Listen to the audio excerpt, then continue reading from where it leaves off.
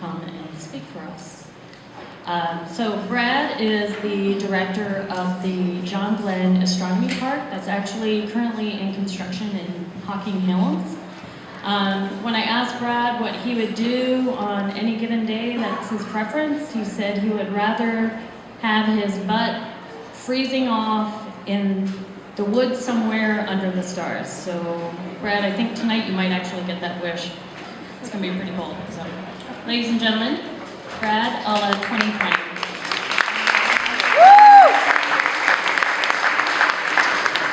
I'm also going to speak from my script because, man, if I talk impromptu, I'm just going to go forever.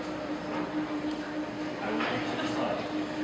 Around 2,000 years ago, less than 20 miles from where we are standing or texting, a great mass of humanity was engaged in a grand and glorious project that undoubtedly took many, many generations. They piled up dirt. They piled up dirt in great circles, octagons, and especially long lines, some many miles long. They did it not to create a fortification or a shelter or to improve a road. This is a stock image. They did it to tell time, and they used the sky to do it. A series of people we call the Hopewell, the Fort Ancient, the Adena, lived on the land that we now sit or text on. Like most of humanity before the age of electric lighting, they had a very different relationship to the sky than we do.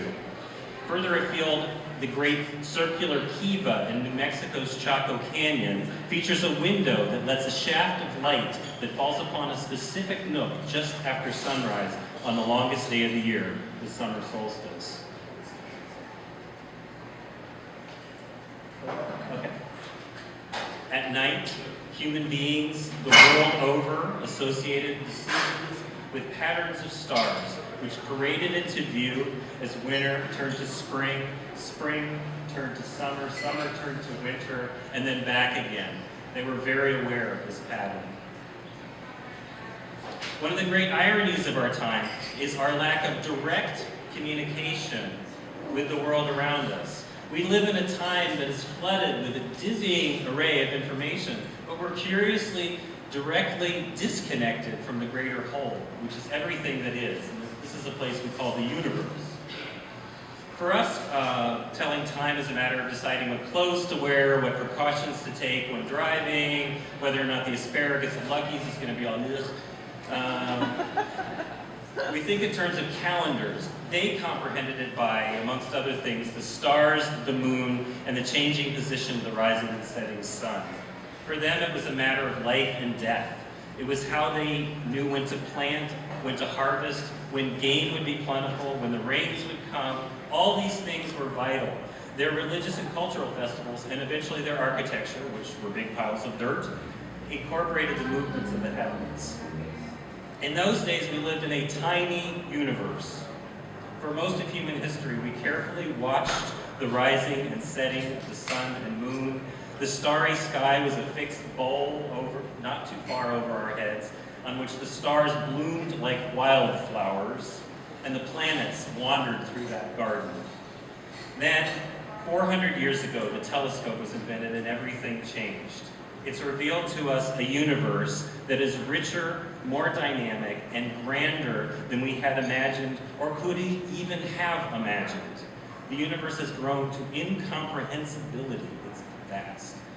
Then, today we can gaze through a telescope that's well within the budget of a dedicated middle-class person at a great ball of 500,000 stars. It looks like a puff of glittering diamond dust illuminated in a dark expanse. And it's even more beautiful than that.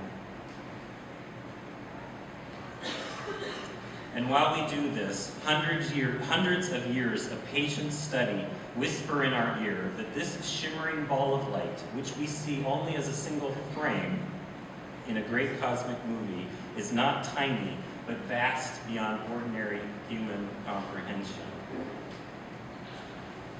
Sadly, at this moment in time, when we have the greatest access to this heritage of knowledge, the greatest access we have ever had, the real universe's fragile light is fading from view under the luminescent veil of light thrown out by our cities. This is a before and after picture of a blackout. Despite the growth of cities, enclaves still exist where a veil of light has not reached and the stars seem brighter.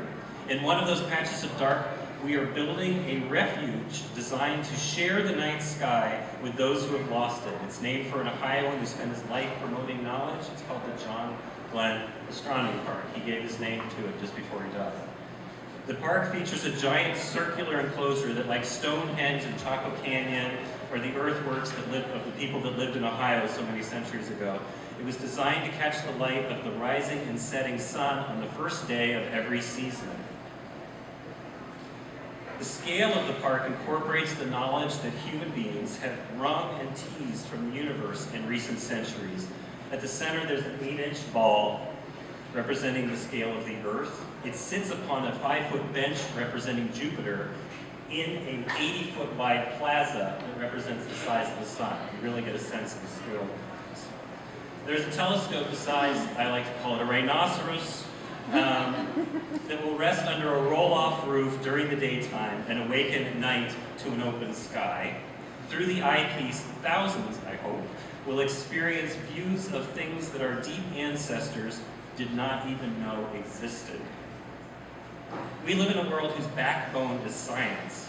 For that to continue, people, especially the young, must have a visceral encounter with something that inspires them to take the first step on what amounts to an abstract and difficult, but ultimately rewarding journey. A view of the rings of Saturn, the dying, glowing remnants of a star, a giant globular cluster, a dizzyingly vast and distant cluster of galaxies give us a real catch in the breath, and a chill in the spine, and a true sense of awe. I believe that this part of the sky will connect many of us with the greater whole, everything that is, the universe, which is far greater than we can ever hope to be, but which we are intimately a very small part. So thank you very much for coming to visit.